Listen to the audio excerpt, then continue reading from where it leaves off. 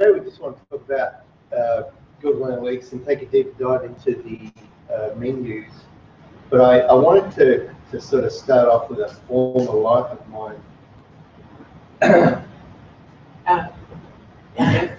Which is really all about the customer journey in a retail context, because that's what I used to do.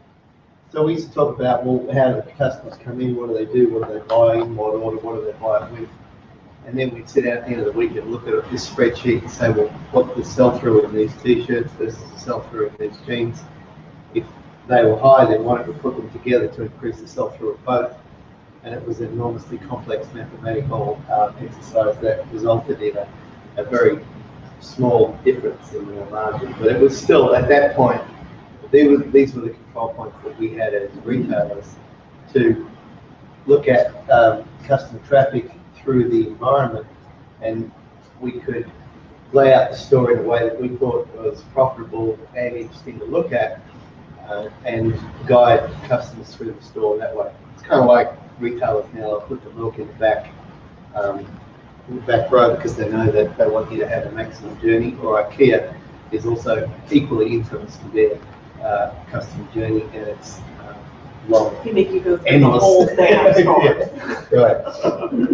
So moving forward, this is what we are looking at now, more on the online version of it, and these are the kind of properties as marketers that we can create and develop and enhance to guide the customer through whatever journey we want. And so these are the control points. Obviously this is a generic one. There are a lot more specifically for your customers, or there could be a lot less, but basically clients do 8 or 9 interactions online before they consider making a purchase. 8 or 9? 8 or 9. So they might visit one or all of these properties just to validate the product, get some feedback from customers, or anything else that will help them make up their mind. So it's, but if you look at the 3.0 version of that, it's really about, well, what can you control as your website? You own that. Social media is the tools that we build around that you earn. And I say earn because you don't own them, you sort of rent them. So the quality of your rent depends on how much content you put there. The idea is to push people to your website, and then the peripheral ring on that is what you can do on paid social to get people along there as well. But really the client journey these days is about getting customers to know, like, trust, and then become advocates of some sort. So it's about using all of these control points to get customers into that, what do they call it? It's a funnel, sales funnel. Yeah. And there's all sorts of different versions of this, but essentially this is the 3 steps that we use to try and get customer conversion. But if you look at it more complex, it's really about not so much the buying cycle, but it includes ownership and recycling and reusing things as well. So the customer journey isn't over when things are bought; it continues on. So this is a little more of a sort of a matrix version. It talks about the more complete life cycle of it. So one of the reasons we love Google Analytics is it's a tool where you can control or feel like you have some control over the customer journey, because there is so much information that you get from it. It's free. It bugs me. Google constantly annoys me that it's badly represented, because, as Bill keeps saying, there are a bunch of technos that are really driving the whole bus at Google, and I think they're coming around to be more having a better user interface lately, but it's still, Google Analytics is still, I should say the whole Google ecosystem I find tremendously confusing. But so one of the struggles as marketers is to sort of try and push through the clutter and find out what stuff works, what stuff is important to you, and what stuff where you can see what your customers are up to, see what they're doing.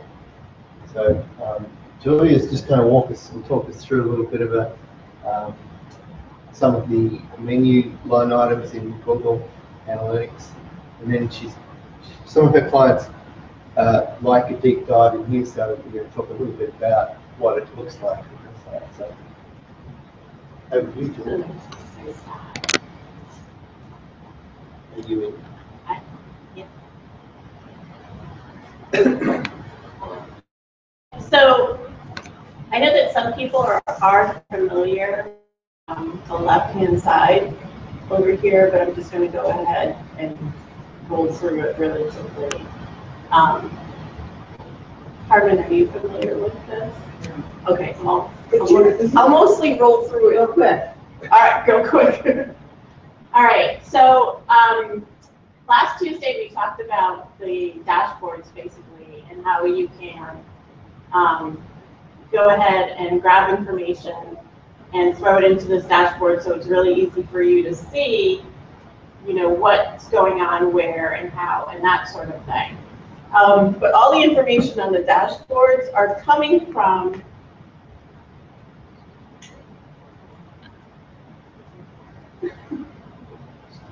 Well, I think the important thing you talked about last week is you can make your own dashboard, right? Right. That was really so cool. we're talking about where we're getting all of this information from. So it's really just all stacked up in this area over here. So I'm actually going to scroll this back up so that you can see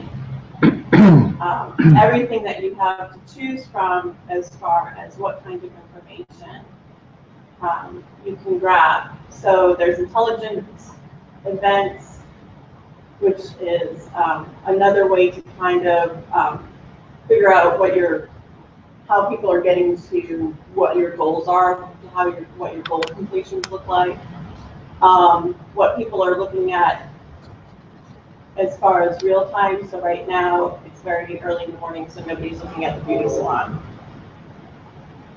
Let's see what they might be looking at. Maybe they're looking at.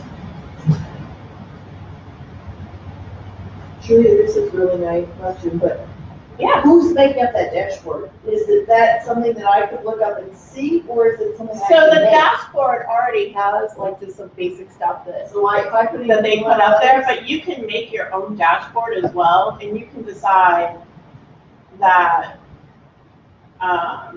some of the items on the dashboard is not important to you.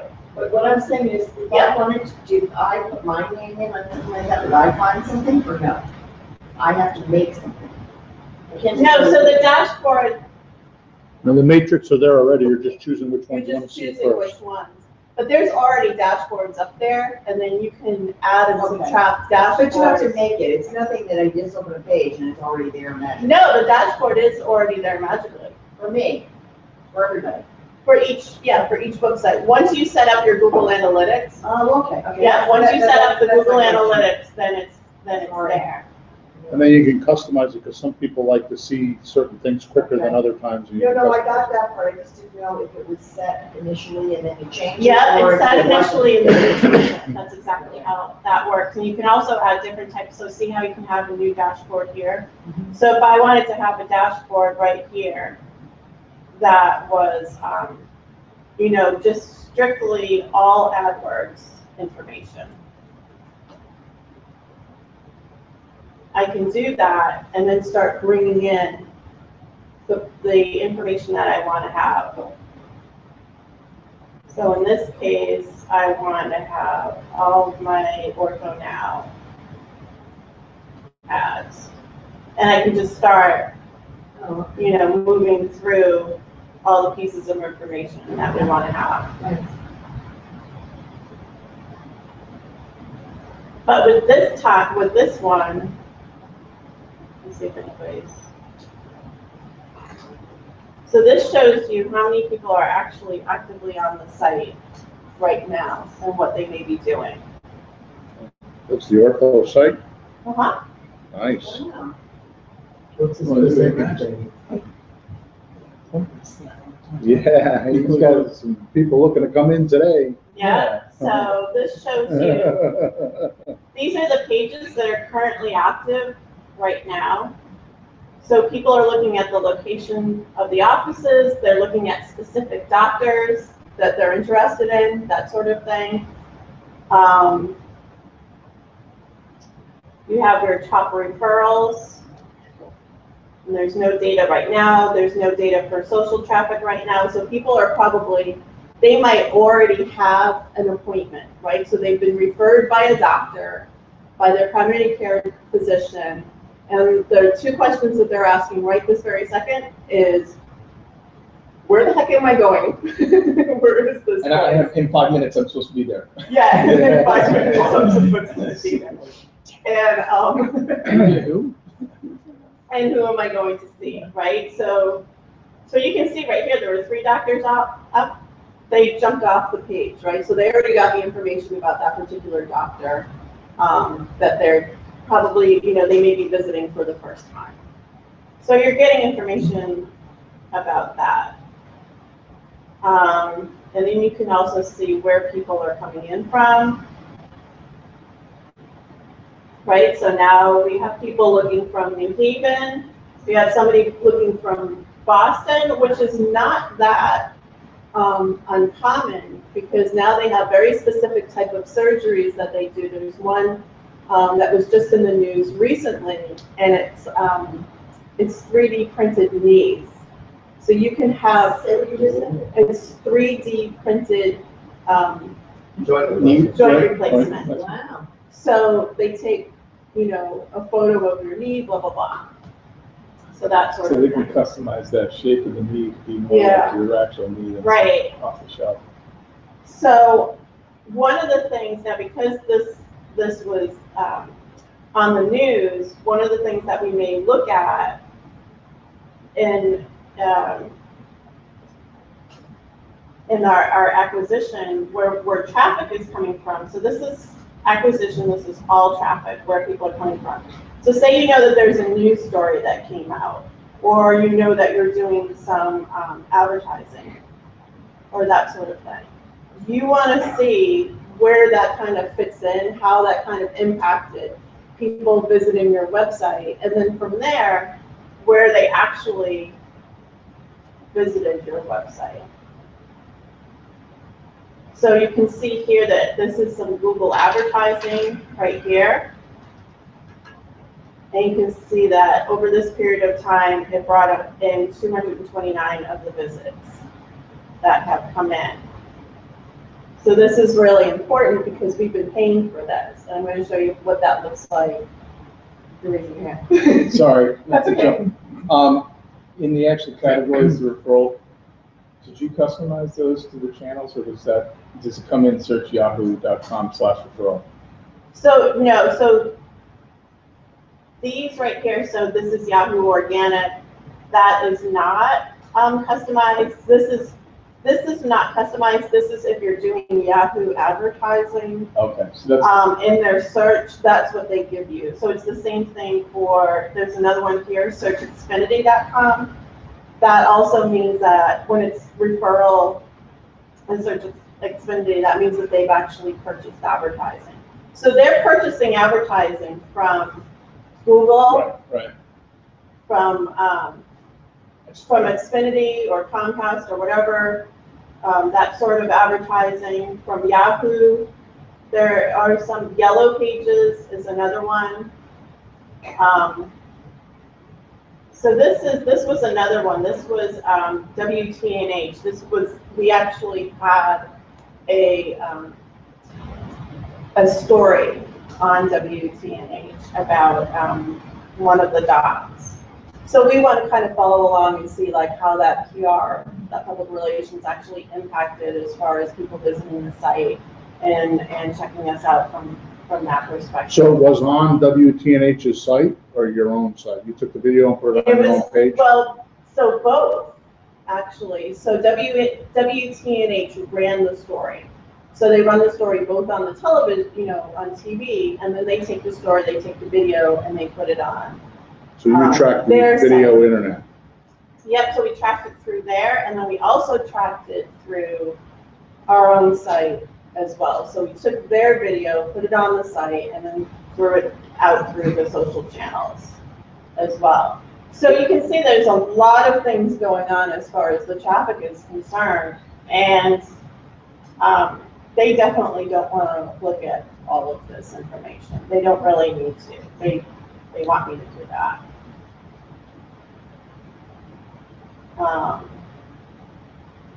So one of the things. So what's your insight you've been doing? Can you just give us a Yeah, so 2-minute there's executive basically. report on Yeah. So from here, I'm not really ready to offer a ton of insight from this particular report here.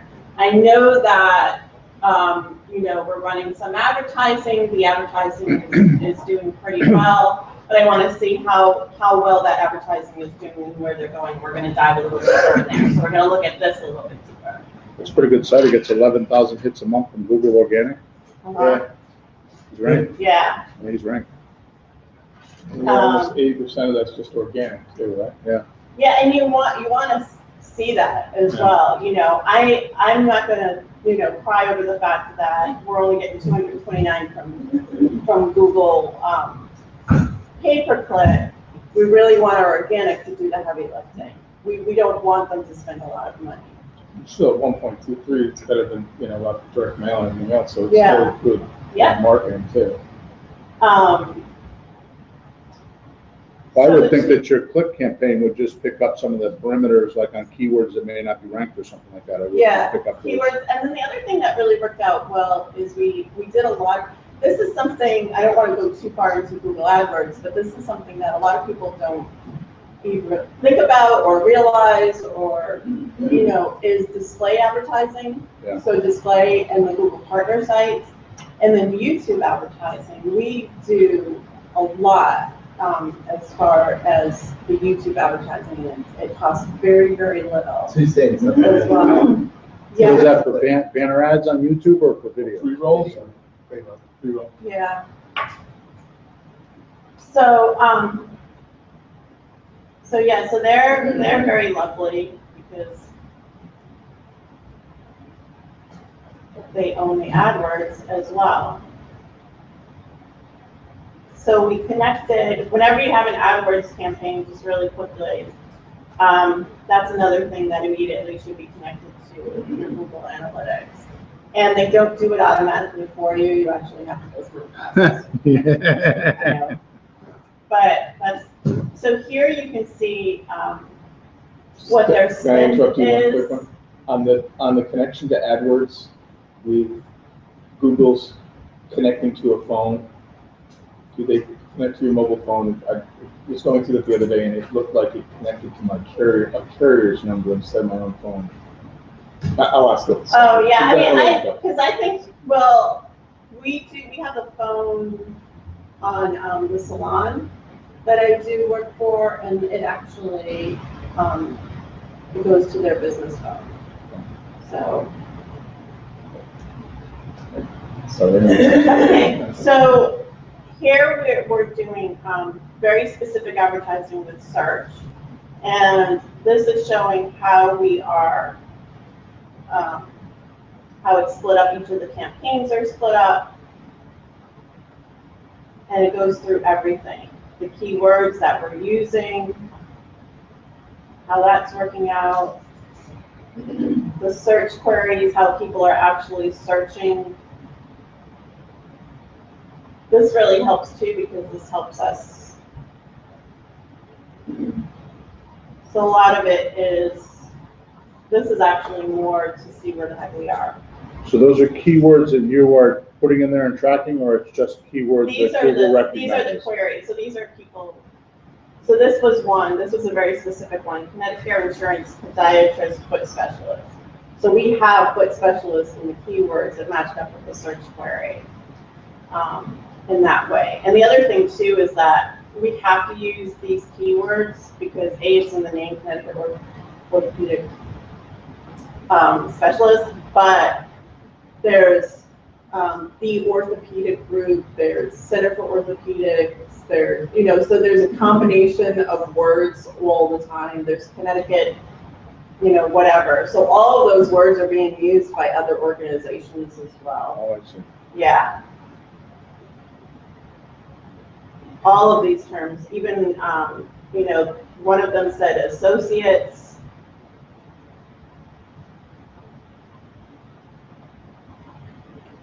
So this is what Google's picking up as the Yeah. search queries for that site. I'm not doing video campaigns right now. And they decided not to do display, so this is all search. And then it's also showing information about what pages are actually being visited. So this is one where we're pointing them to specifically to the walk-in clinic. So the walk-in clinic is a whole different being, because oftentimes you're not being referred by a primary care physician. And this is like little Johnny's playing football, he twisted his foot, or, you know, did something to his shoulder or whatever. Crap, what's open, and I don't have to wait for 3 or 4 hours. I'm gonna go to ortho now. And it's a very specific urgent care center. It's only for orthopedic. Nobody's gonna go in there if they have an asthma attack or, you know, heart palpitations or that sort of thing. So we're really focused on the advertising for that. So this is not even getting into the dashboard. This is all the information that's available.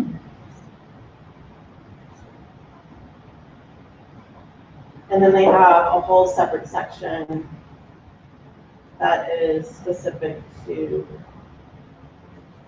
social. So do you advertise on Facebook to get these numbers, or is this organic? This is all the organic.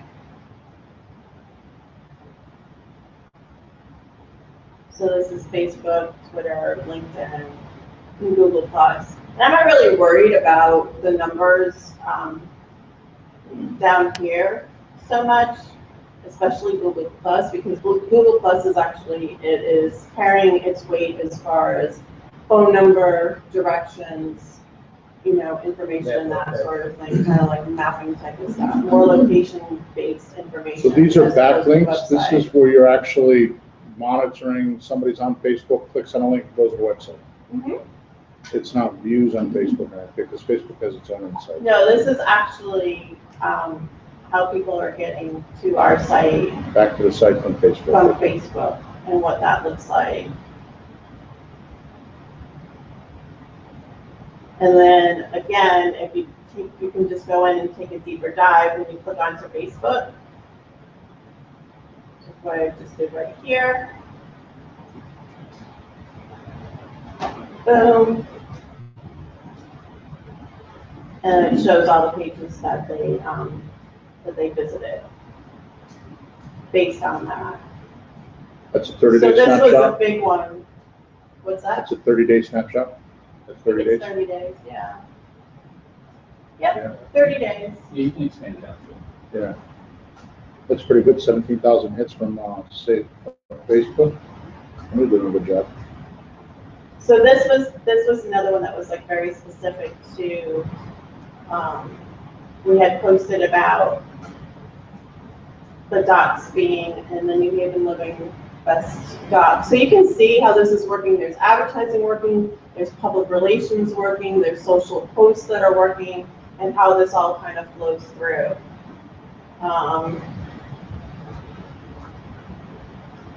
The other thing that was very interesting to us, I'm trying to use like real life, is geography. So geography is important for a variety of reasons, right?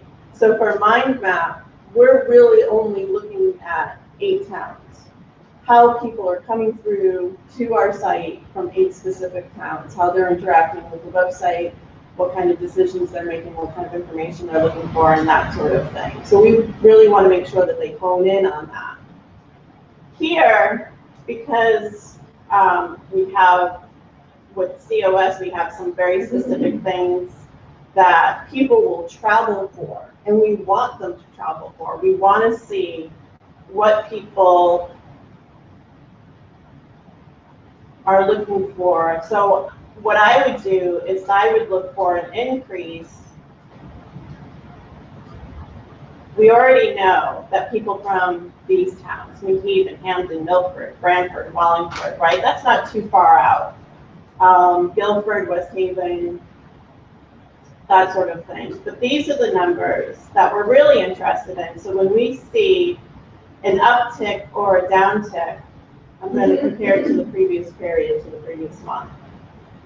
We want to know why there's an uptick or a downtick, right? We want there to, so right now we want there to be an uptick because there are several new technology developments.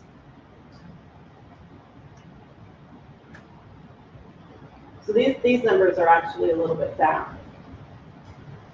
So that would be extremely helpful if you had like a news article that came out, like you said, on WTNH or something. Right. And that month you might take a look at how far did How it pull far? from. Yeah. What technology developments happen? So, well, the 3D knee replacement or the, and then I can't remember what the other one is. So that's in the product. So that's like basically, yeah, an updated product, that sort of thing. So anytime that those type of things hit, we see a big jump in the numbers. And actually, we'll do something a little fun. I'm going to compare it to the previous year.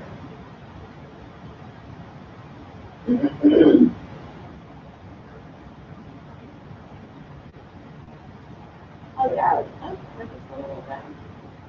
Nope, some are up. So if I want to look at New York is New significantly York up. is significantly up. Same thing with Hamden.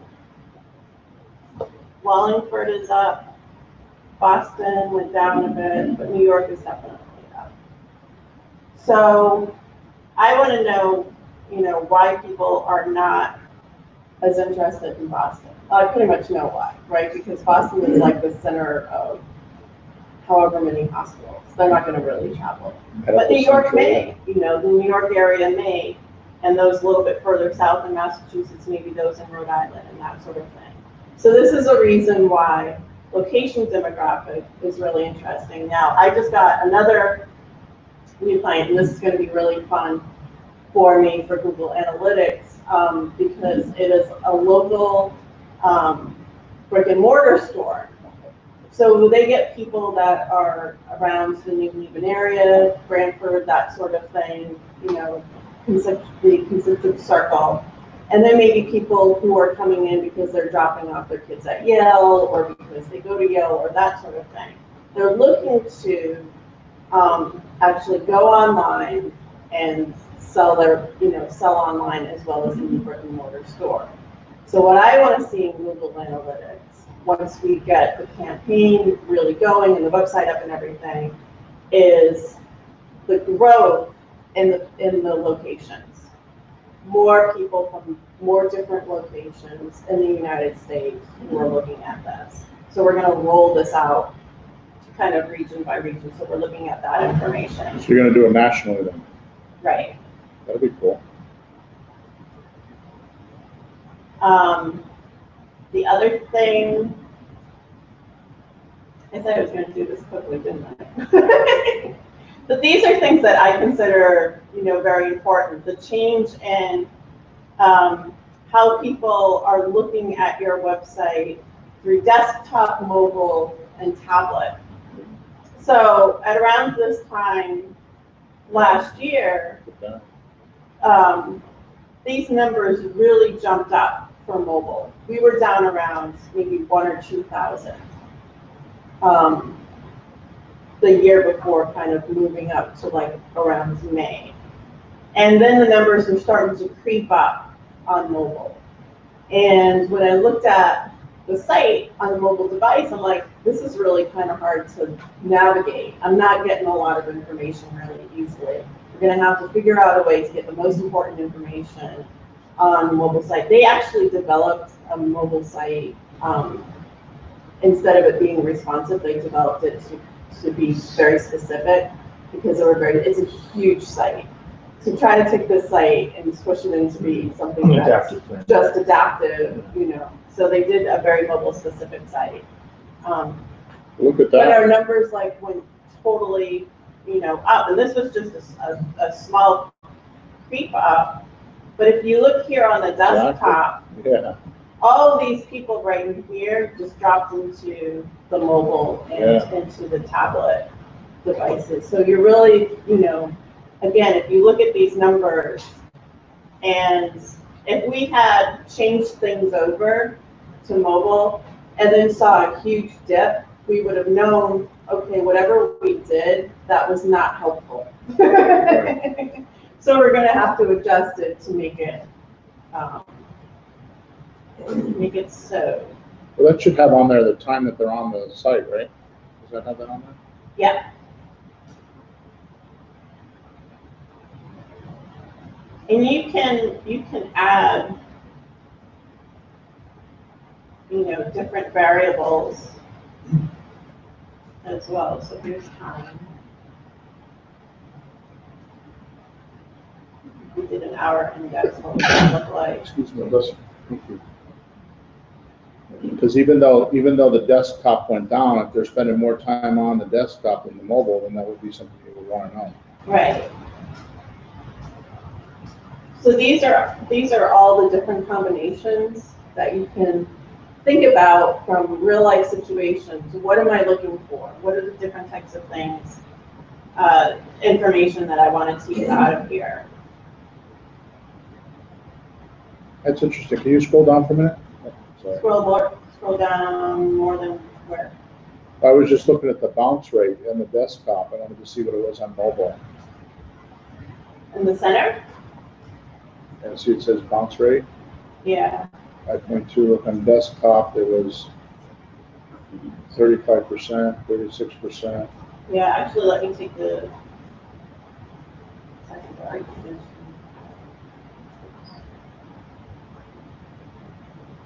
That way you can just do, there we go. Look at the difference. So the bounce rate on the desktop is 33%, but the bounce rate on mobile is 53%. Yeah, but you can also see too, the duration is not horrible, and tablet, it's, I don't really, this is not extremely important to me. Right. And the reason why is because I know on the mobile that they're pretty much looking for, when the 5 people were on earlier, right? Who's this doctor? Where am I going? That's what, they get the information that they need to get out. The desktop, they're probably doing a little bit more. They might be looking at, a video. They might be getting more information about whatever condition they have. They might be returning, they came out of surgery or they're going to be going into surgery, and we actually have papers up there, what to do before surgery, what to do after surgery. They'll put exercises on there as videos and that sort of thing. So there might be specific things that they're looking at. So then the bounce rate, To your point earlier, though, Yeah. if you have a mobile developer, maybe knowing your analytics the way they are, they can devise the mobile so when they pull it off, whatever site you're talking about, like if they want to see the doctor, that would be the Yeah. first button they would want to see, Right. right? no, So you could absolutely. give that to a developer and say, here's our traffic and here's what we want to see first on the page because that's what people go to the most. Right. And then you can make the mobile work better.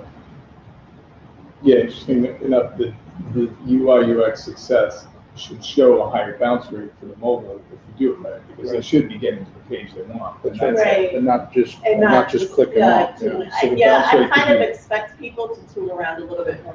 Now, if it were retail and they were on a mobile device, I would want the bounce rate to be lower Yeah.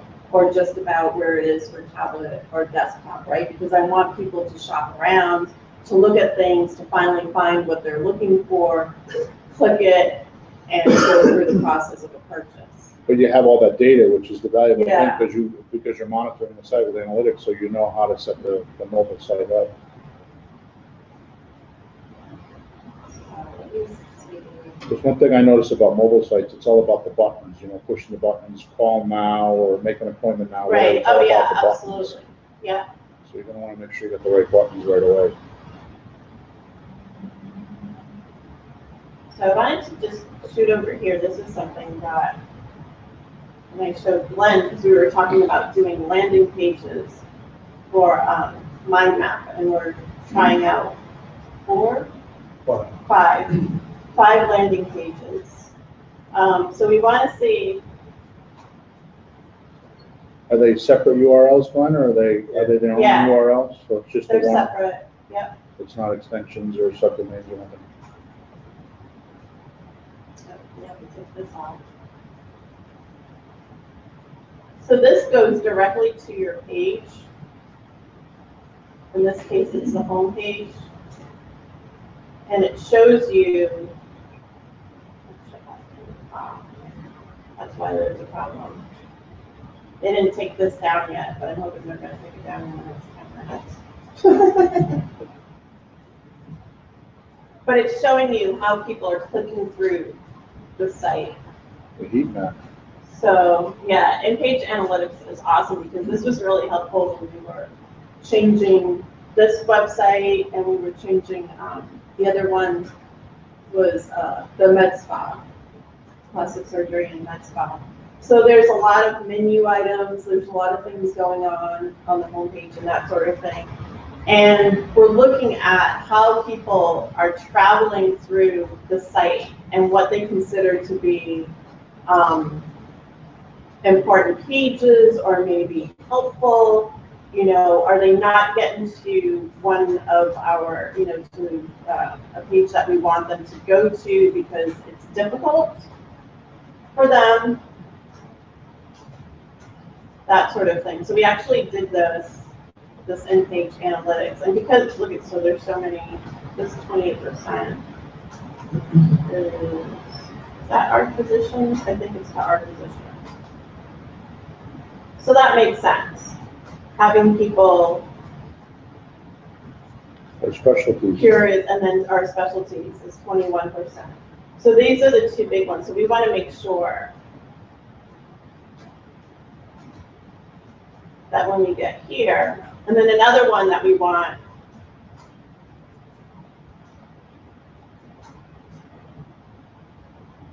to look at is, so this is very specific. It's interesting because you could do your link configuration that way. Maybe you don't need all those links there. You can do some drop-down menus and have, Right. because they're not very high. Any one of them is not very significant. Are you talking about from here? Yeah.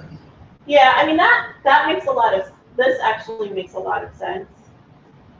Even though there's a lot of doctors, they're about the same, probably. They're within a couple of points of each other. Yeah. So I'm not really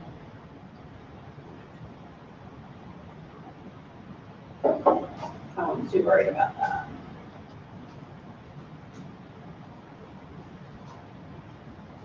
And again, this is a real, this is a pretty low bounce rate as well. So these are all the items that we're kind of, adding up and looking at and figuring out what of these things are really very important. What is Remembering that we want to put them over on our dashboard. you go down to site speed, would you mind? What do you want? Site speed under the same thing that you were on? Would that just go down, I guess, right? Yeah.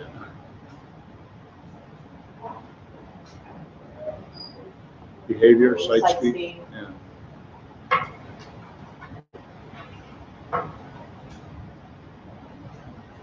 Oh, look at that.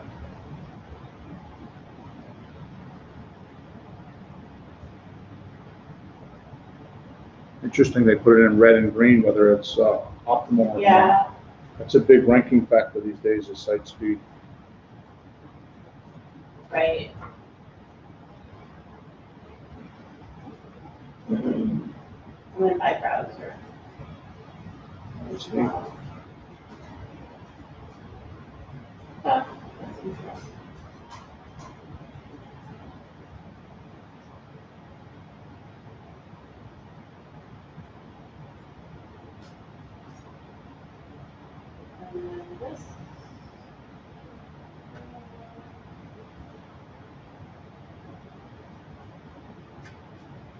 What is this one? This is the goal conversion.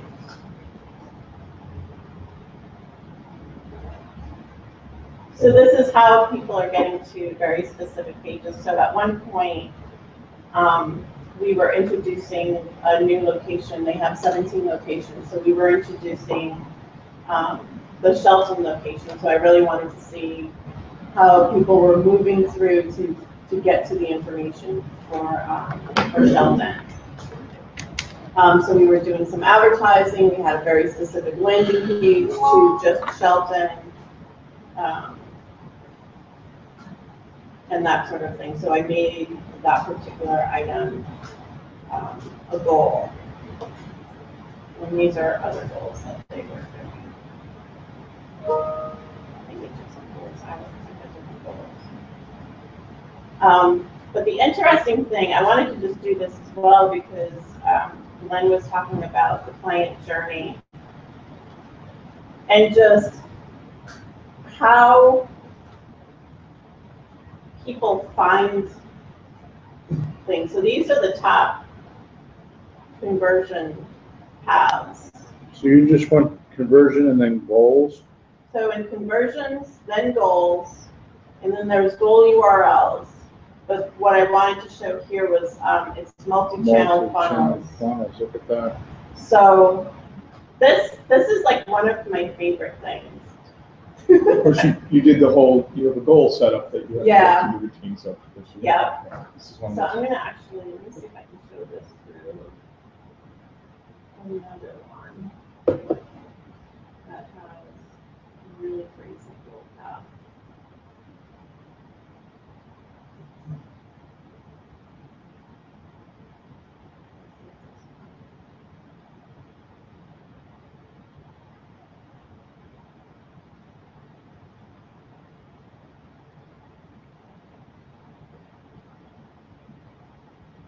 So this one, we have two very specific goals, right? So this is about getting started with a complimentary consultation. So we want people to actually fill out a form. And we want to see two things. Well, we want to see three things. We want to see who's calling. So this is where we have the phone call set up. We want to see how many people are actually going in to start the process of the complimentary consultation, and then get all the way through to the thank you page. And we want to see how many people are actually kind of dropping off as well, right? So they go through, they've thought about it, they start filling out the form, and I've told them this is a very long form.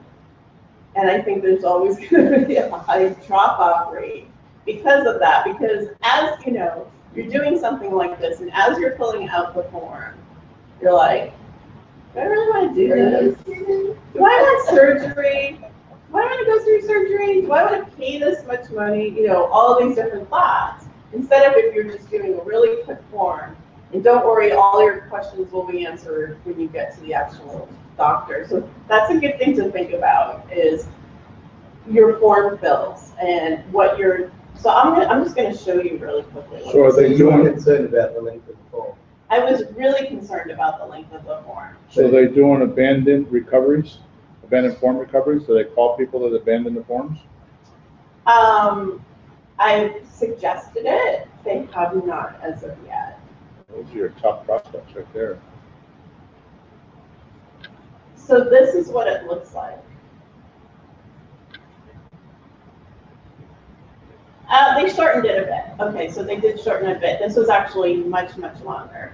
But if you're looking at this, like I wouldn't make street address and city and zip code mandatory. It's not necessary to be mandatory. I love when clients want you to put stars next to all the fields. Everything. Like Yeah, my all motto, the fields. everything's We required, just say really everything's need required. all of your information. Yeah.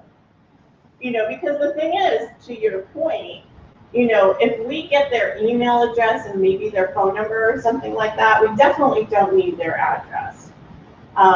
Best days of the week for an appointment, best time of day, best time to reach you by phone. How did you hear about us? A lot of this information when you're sitting down and talking to the doctor, we just want to get you into the physical location. The other thing that I've done that works really well, and then you might want to do that with this particular form, is you get 1 or 2 pieces of information and then have a second page for the form.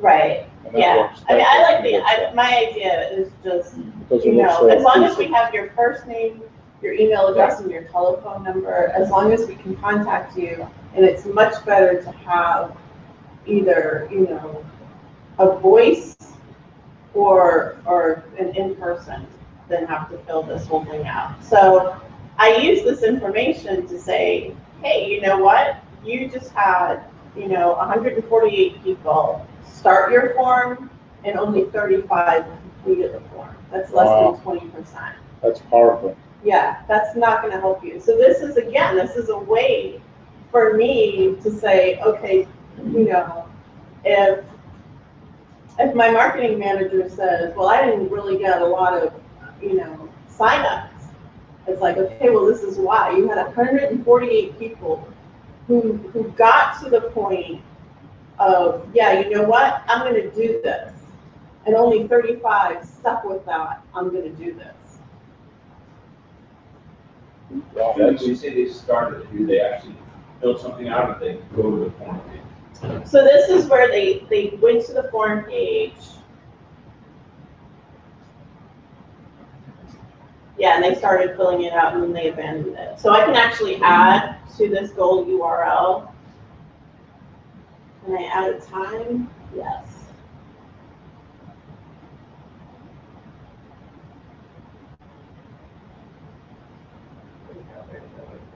on the top. Maybe for day index. right No, there. I'm looking for how much time. Is it minute index? I think it's minute index. No, I don't think that's the right one. But nonetheless, that's something that I want to go to. I want to go to this page and I want to see how long they're spending on the page, because if they're spending a whole bunch of time kind of hemming and hawing, you know, I don't know, I'm filling this out, but I don't really want to answer this question. Why do I need to give them my address? You know, that sort of thing. Then that's something that's going to help me say, look, you get a lot more people if you did these 3 things. So this is very important information as far as, you know, making marketing decisions, how you're going to. The other thing I've done with that situation that you have there is if they put a video above the form and explaining what they're gonna get if they fill out the form, you know, like a 3-minute video of one of the doctors explaining what they do in a consultation or Yeah. something like that, it will change the conversions of the form. So this is, let me do it this way, conversion paths. This really shows you, yeah, this conversion path, the top of the conversion paths have actually shortened quite a bit. And it may just be because there has been so much marketing that's backed it up. So this one was paid search, and then it went over to direct before they got to the goal conversion. This was paid search, then they went to the site. They probably filled out, you know, something for to get a newsletter. That was very helpful. And then they got an email because they signed up for the newsletter. And then they actually signed up for a consultation and they completed the form. So direct is a URL, is a landing Direct page. is they actually put www.esanamedspa.com. So first they saw, you know, they saw an ad, then they were like, oh, let me bookmark this and, you know, look it over again. So they did that. Let me sign up for more information. You know, I'm still not completely sold. They signed up. We sent out a newsletter. We send out a newsletter probably once a month. They got the email, and that was when they made the decision, okay, yeah, I'm ready. But I mean, you know, some people, it takes 5 or 6 hits. This one, we paid for them twice.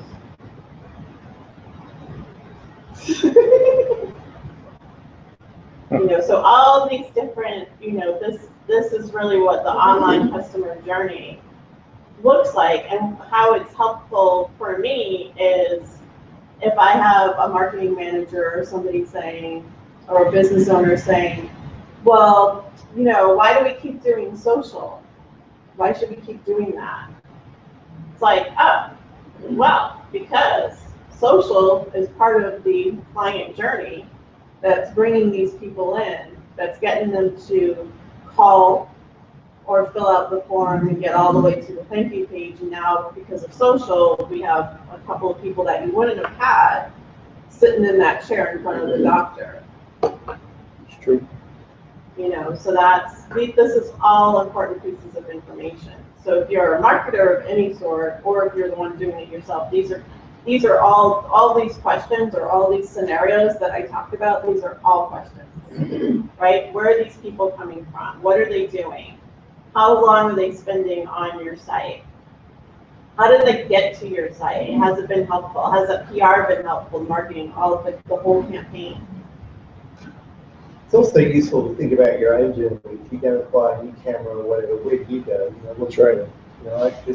Yeah. I kind of find that gets back to the slide at the beginning, at least 8 or 9 interactions or sites or validations or conversations. Right, because this only shows how it happened online. Yeah. But you don't know if they saw an ad in the newspaper as well, or if they,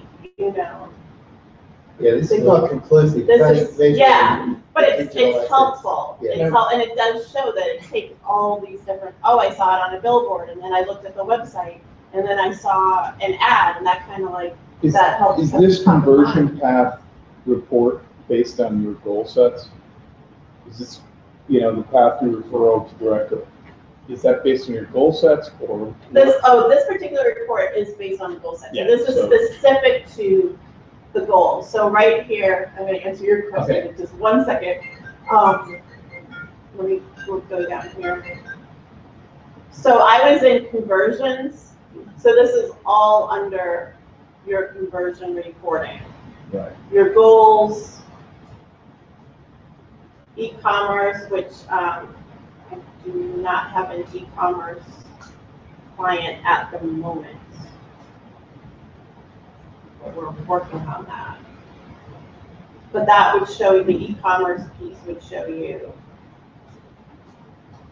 So if they sold their products online, we would actually take the information from that store, load it in, it would be in Google Analytics, and you'd see. And a lot of these, I want to say Salesforce, but I might be wrong, but kind of like a Salesforce or something like that, or Shopify, it will interface with the analytics, and then you can get, it will. So you don't have to load code on those pages then? Correct. So it will just interface. You had a question.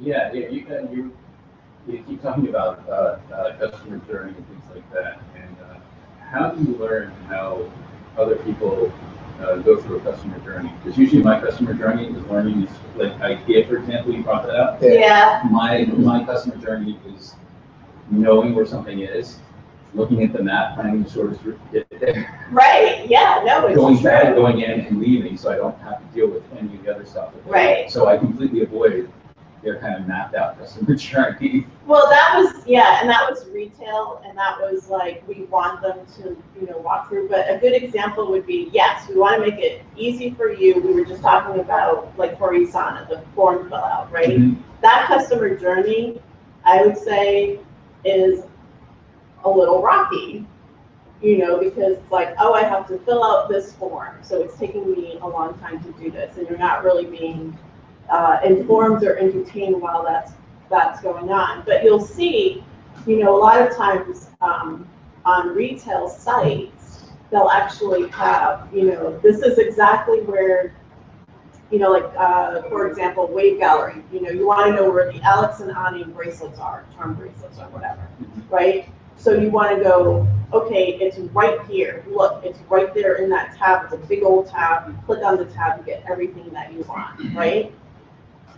But from a retail point of view, you just made their customer journey easier because you just directed them to the directly. But over here on the side, what you can do is like, hey, a scarf By would the look way. really good here. And Amazon do the best job of that, just with Yeah. their automated products, and their algorithm is clearly successful and market leader in that. But back to the retail environment, we know a joke IKEA about how they forced the Yeah, client journey. Well, they're walking away from that now because there's a lot of customers that are like you. right. And I oh, just like, I'm I going to just go want through to the go. back door because I don't know what it is. I'm going to leave, you know. Right, So they're realizing that their sort of idyllic journey is creating a lot of customer pushback. And yeah. so they're removing those people- roadblocks. So a lot of people online, it's the same thing. You've got to identify the roadblocks and remove I them. remove so them. you So can. it's the opposite. Yeah, it's Yeah. really removing the roadblocks, but at the same time, you know, providing for opportunities To upsell. to upsell Yeah. as well. And that's a Yeah. fine line, and it's everyone's got a different benchmark for that, and everyone's got a different customer who's got a willingness to, flip around. And again, Amazon have done a really good job of that, because at the bottom they'll say, oh, if you like that, consider this. Or, Yeah. you did this before, consider that. Consider that. So, What do you and they're partner- smart suggestions because it's based on what you've done in the past. So it's not just a generic one. And you could do it digitally too, if you wanted to, like, to answer your question digitally, you can go to like Moz or Ahrefs, and you could just put any URL in there, even if it's your competitor, if it's a #1 organic, and it will show you all their backlinks and all their traffic and where it's coming from, and it's a great way to set up your site or actually set up your analytics, because now you know what the habits or where the customers are coming from, and Yeah. you know, and actually just find out what are their routines like you're talking Yeah, about. Moz is a good tool for that because it answers part of your question. Well, what are the customer journeys? What are the Yeah. established ones? Where they're coming It from. will download all of the data from specific URLs, but you don't know what they've done to guide the customer that way. So it's not That's a right. it's not a full picture, but it is revealing, helpful. It tells you what keywords they're searching, you know, it kind of like, it gives you like analytics, it gives you enough more overview of what they're looking for. Do you use it, Moz? Oh my God, yeah. I have Moz, Majestic, Ahrefs, What is it, Moz? M-O-Z. Moz, No, I think it's Ahrefs. one Z, right? Moz? One Z? Yeah, it's one Z. Ahrefs, Ahref, and Majestic, those are the three I spend. That's how I do all my analysis on a site. Right. But it tells, between the three of them, it tells a lot about the customer journey. And then, of course, if you have your own analytics, once they get on your site, that tool she just showed you with like the heat map, Yeah. that's amazing. That's like for a SEO guy or a web guy, that is Yeah. huge. That is huge. That is huge, because there's services that charge $60, $100 a month for something like that, and it's Yeah. right there for free. Yeah. All of Well, the that's the high-end thing, a lot pay-per-play CRM, like HubSpot and Marketo, and that, they basically suck a lot of this out Yeah. and format it in a way that makes sense. That's So, right. Yeah. You know, Yeah, But they're they're not it's cheap. easy to They're an read, yeah. interface, yeah. Yeah, their interface is a lot easier to read. I've been looking at Google Analytics for like ever. You know, even when I was working in the agency that I was working in. 8 years ago. so what do you guys think about ways to use it? What are your, any insight? John, what do you think? Well, I came late. But I'm, and I haven't got my head around it yet. Yeah. I'm interested in the customer journey stuff, and I was thinking of talking to you more in detail about that. later. Yeah, no, absolutely. The other thing too that I didn't mention that I just remembered was your emails as well. So this is actually a new email, relatively new service. That's like MailChimp or Madmini or Constant Contact or something like that. It's called Robly. Really? Yeah, and it's more, it says that it's specifically for lead generation. So the marketing manager that I'm working with, she She signed up for it and she had constant contact, and she finds that it's an easier interface to use, which for me, anything is easier than constant Yeah, I don't like contact. constant, I got a couple customers have it, I hate it. But it's also very specific to lead generation, so it's constantly conversing with you in terms of, you know, how is this going to get you that customer, you know, that sort of thing. So this was actually the email that we saw in the assisted conversion report. This is my dashboard. This is my goal completions, the thank you page. 18 organic, 4 from Yahoo. This is just the end, you know, the end result. 3 directs, 3 from the pay-per-click, 1 from Facebook, 1 from RealSelf, which is it's specific to health and wellness and plastic surgery and all that kind of stuff. Robly, Yelp, and we don't pay for Yelp. So this is where all of our conversions came from. So I make sure that I have this up, specifically what's coming in from Facebook, as opposed to, and this is a good one too, because Yelp is very forceful as far as selling to you. So Selling their advertising. selling their advertising. So this is what I'm getting for free.